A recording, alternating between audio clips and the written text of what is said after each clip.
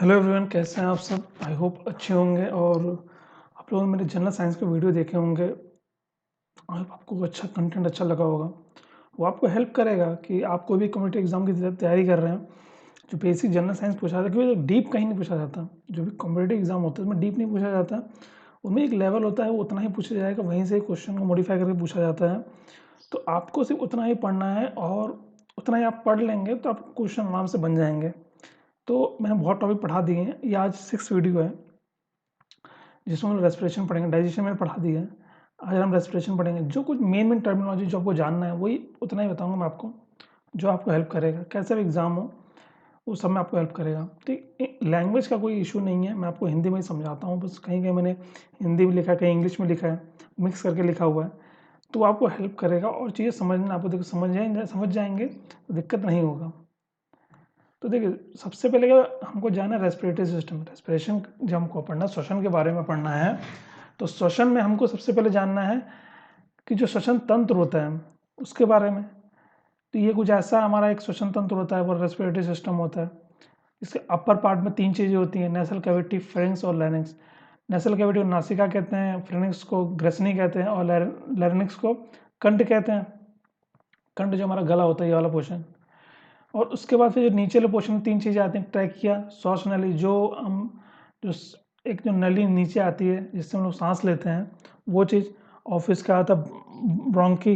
Bronchi जो हम 2 फेफड़े होते हैं, लेफ्ट और राइट, उधर जो डिवाइड होता है। ठीक, एक तरफ 3 में डिवाइड होता है, एक तरफ 2 में डिवाइड होता है। और दोनों का वेट भी अलग अलग रहता है। बताएंगे क्या क्या वेट रहता है। और फिर आता है लंग्स। लंग्स को फेफड़ा कहते हैं। ये हिंदी में लिख दिया मैंने, ये इंग्लिश में लिखा हुआ है, तो आपको समझने में दिक्कत नहीं होगी। तो सबसे पहले तो नेसल कैविटी। देखो, जहाँ सब सांस लेते हैं, नासिका, सबसे पहला भाग तो यही होता है। तो ये श्वसन तंत्र का पहला भाग है। रेस्पिरेटरी सिस्टम का फर्स्ट भाग किसे कहते हैं? नेसल कैविटी को कहते हैं। अब क्या होता है, हमारे नाक में छोटे छोटे बाल होते हैं। अब ये बाल का काम क्या होता है? बाल का काम क्या होता है, जो भी डस्ट पार्टिकल है, जो भी जीवाणु है, कोई बैक्टीरिया है, ये नाक के थ्रू ना जाए, ये बाल उसको रोक लेते हैं। ठीक, और जो पॉल्यूशन होता है उसको भी ये रोकने की कोशिश करता है। जो एयर पॉल्यूशन होता है, उसके जो कण होते हैं उसको भी रोकने का ये काम करता है। ठीक, इसलिए जो हमारे कान में नाक में जो बाल होते हैं वो इसलिए बाल होते हैं, और कोई काम नहीं उनका। अब नाक से आगे बढ़ते हैं तो आता है लेरिंक्स। लेरिंक्स आता है, लेरिंक्स को कंठ कहते हैं। इट इज ऑल्सो कॉल्ड, देखो, इससे पहले एक फिनिक्स था, ग्रसनी। वो जो ग्रसनी होता है वो फूड वाला होता है। ठीक, जो हम लोग खाना खाते हैं वो ग्रसनी से ही जाता है आगे। ठीक, और जो लेरिंक्स होता है ये साउंड वाला होता है, जो एयर जो हम सांस लेते हैं उसका होता है। इसको कंठ कहते हैं। इसको साउंड बॉक्स या स्वर यंत्र भी कहते हैं हम लोग। ये क्या करता है, फ्रेंक्स और ट्रैकिया को कनेक्ट करता है। ये क्या करता है, फ्रेंक्स, ग्रसनी और श्वास नली को जोड़ के रखता है। ये क्या करता है, साउंड प्रोड्यूस करने में हेल्प करता है, सांस लेने में हेल्प करता है, साउंड को प्रोड्यूस करने में हेल्प करता है, और भी कई चीज़ों में हेल्प करता है। क्या? कंठ। कंठ जो हेल्प करता है। ठीक, इसी के बाद एक होता है एपिग्लोटिस। एक होता है, ठीक, ये वॉल्व जैसा होता है, ढक्कन जैसा होता है, जो कहाँ होता है, कंठ के नीचे होता है। इसमें क्या होता है कि जैसे हमने बोला या सांस लिया, तो वो ढक्कन किस पे चला जाएगा? ग्रसनी पे चला जाएगा, फूड वाले को बंद कर देगा, फूड पाइप को। और जब हमको पानी पीना, खाना खाना है, तो ढक्कन इस वाले बंद कर देगा, इससे एयर अंदर जाता है और हमारा फूड उससे चला जाएगा। ठीक, ऐसे कभी कभी क्या होता है, जब हम लोग खाते हुए बोलते हैं और हमारा कोई भी एक चावल का टुकड़ा विंड पाइप में चला जाता है, तो हमको छींक आती है। ठीक, छींक आने का कारण क्या है कि हमारा जो विंड पाइप है वो इन चीज़ों को एक्सेप्ट नहीं करता है। जब कोई भी अनवांटेड चीज़ जाता है एयर के अलावा उसमें, तो तुरंत उसको बाहर निकालने की कोशिश करता है, इसलिए हमको बहुत तेज़ से छींक आती है। ठीक, देखो अब लिखा है एपिग्लोटिस को, एपिग्लोटिस। तो एपिग्लोटिस में क्या होता है, इसको 2 पार्ट में बांट दिया है। ग्रास नली होता है, फूड पाइप, और ये होता है श्वास नली। ग्रास नली में क्या होता है, फूड और वाटर जो जाता है, मैंने बताया आपको। और जो श्वास नली होता है, इसमें एयर अंदर जाता है, हम एयर इनहेल करते हैं, एक्सहेल करते हैं, वो श्वास नली से करते हैं। ठीक, ऐसा चीज़ मैं आपको बता दी, श्वास नली कैसे कहते हैं, ट्रैकिया और श्वास नली कहते हैं। ठीक, फिर इसके बाद ट्रैकिया, श्वास नली के बाद, क्योंकि हमको रेस्पिरेशन पढ़ना तो हम श्वास नली के बारे में बताएंगे आपको। तो श्वास नली क्या होता है, फेफड़ों में जाने से पहले, अब देखो, श्वास नली भी है कि जब ये फेफड़ों में तक पहुंचता है तो उससे पहले 2 भाग में बढ़ जाता है। ठीक,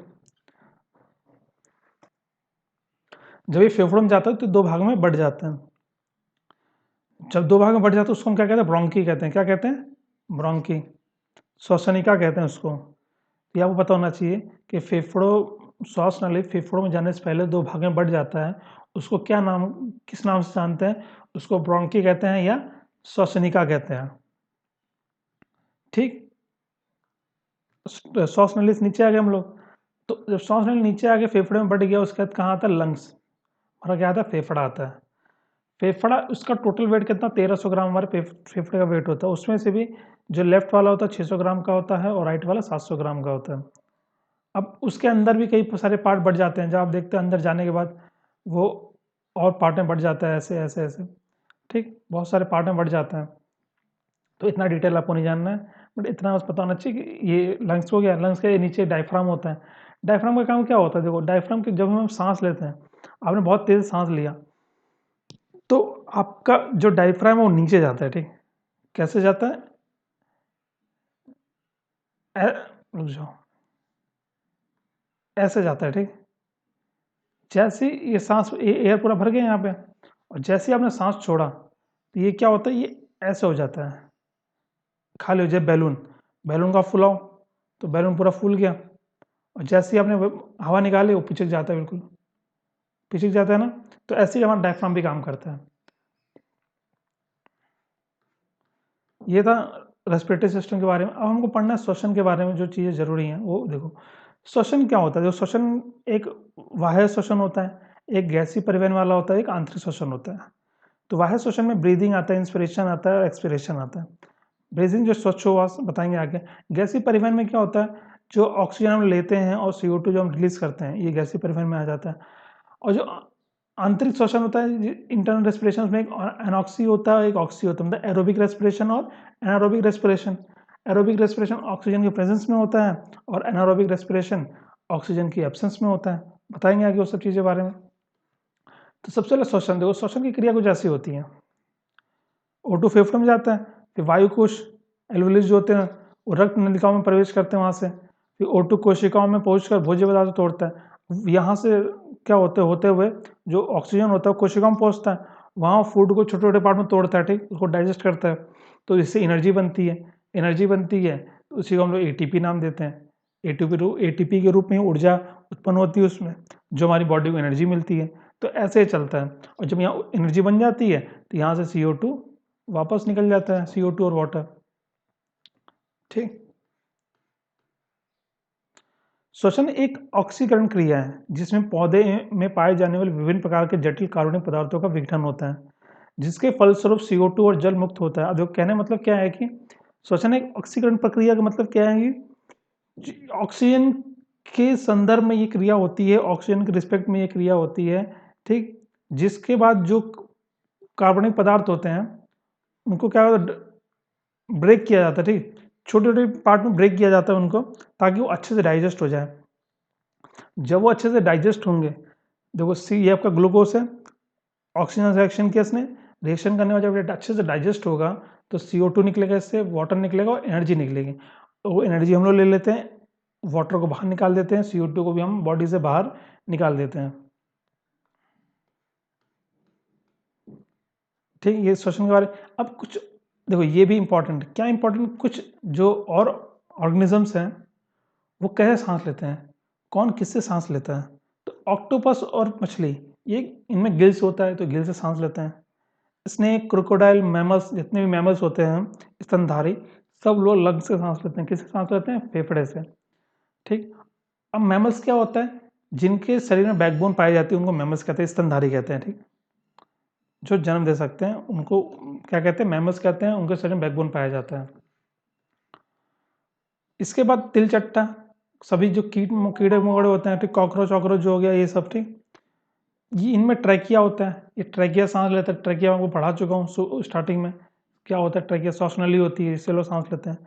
अर्थवर्म, केचुआ वेचुआ हो गया, हेडवर्म हो गया, ये सब त्वचा से सांस लेते हैं। किससे लेते हैं? बॉडी सरफेस से, मतलब अपनी सरफेस से ये लोग सांस ले लेते हैं। और जो बिच्छू हो गए, मकड़ी हो गई, इनमें बुक लंग्स पाया जाता है। क्या पाया जाता है? बुक लंग्स, जिससे ये लोग सांस लेते हैं। आपको सिर्फ नाम याद रखना है। पक्षी भी लंग्स से सांस लेते हैं। ठीक, अब आता है बाह्य श्वसन, जो हमें पहला होता है बाह्य श्वसन। ठीक, ये बता दी मैंने आपको कि बाह्य श्वसन क्या होता है। Oxygen come in the lungs, हमारे फेफड़ों में ऑक्सीजन का आना और CO2 का बाहर जाना, इसी को क्या कहते हैं, बाह्य श्वसन कहते हैं। वो इसी में 3 टाइप आ जाता है। पहला आता है इंस्पिरेशन, ऑक्सीजन का हमारे शरीर में आना। एक्सपिरेशन, उच्छ्वास, इसका मतलब जो CO2 हम बाहर निकालते हैं उसको एक्सपिरेशन कहते हैं। और एक्सचेंज ऑफ गैसेस, ये थोड़ा सा आपको पता होना चाहिए कि एक्सचेंज ऑफ गैसेस में 3 मेन गैसेस हैं, ऑक्सीजन, कार्बन डाइऑक्साइड, नाइट्रोजन। तो हम लोग ऑक्सीजन का 21% इनहेल करते हैं, बट उसमें से 16% वापस निकाल देते हैं। ऑक्सीजन हम 21% इनहेल करते हैं, इतना हम लेते हैं ऑक्सीजन, बट 16% वापस निकाल देते हैं। CO2 0.04% इनहेल करते हैं, बट निकालते कितना, 4%। और नाइट्रोजन जितना लेते हैं, जितना हम इनहेल करते हैं, उतना ही नाइट्रोजन बाहर निकाल देते, क्योंकि हमारी बॉडी में नाइट्रोजन का कोई काम नहीं है। ठीक, मेन काम किसका है, ऑक्सीजन का है, इसलिए। और CO2 ज़्यादा निकलता है, लेते कम ज़्यादा, क्योंकि जब हमारी बॉडी में ऑक्सीजन के साथ कोई रिएक्शन होगा, एनर्जी का फॉर्मेशन होगा, तो CO2 और वाटर रिलीज होगा। जब CO2 रिलीज होगा तो उसका इसलिए परसेंटेज बढ़ जाता है। ठीक, अब आता टाइप्स ऑफ रेस्पिरेशन, जो पढ़ना है हमको लास्ट वाला। तो एक होता है एरोबिक रेस्पिरेशन, एक होता है एनारोबिक रेस्पिरेशन। ऑक्सी श्वसन और अनऑक्सी श्वसन, इसको वायु भी कहते हैं और इसको अवायु श्वसन भी कहते हैं, कई नाम है। तो ये ऑक्सीजन के प्रेजेंस में होता है, ये ऑक्सीजन के एब्सेंस में होता है। अब ऑक्सीजन की उपस्थिति में क्रिया माइटोकॉन्ड्रिया में संपन्न होती है। इस क्रिया में ग्लूकोज का पूर्ण विखंडन होता है और 36 ATP एनर्जी बनती है। कहने मतलब क्या है कि जो ऑक्सीश्वसन है, इसमें ऑक्सीजन के रिस्पेक्ट में ये जो पूरा प्रोसेस होता है माइटोकॉन्ड्रिया में होता है, जिसको पावर हाउस भी कहते हैं हम लोग माइटोकॉन्ड्रिया को। और वहाँ जो ग्लूकोज होता है उसका प्रॉपर ब्रेक डाउन होता है। ठीक, प्रॉपर ब्रेक डाउन होने के बाद 36 ATP एनर्जी बनती है और CO2 और H2O रिलीज होता है।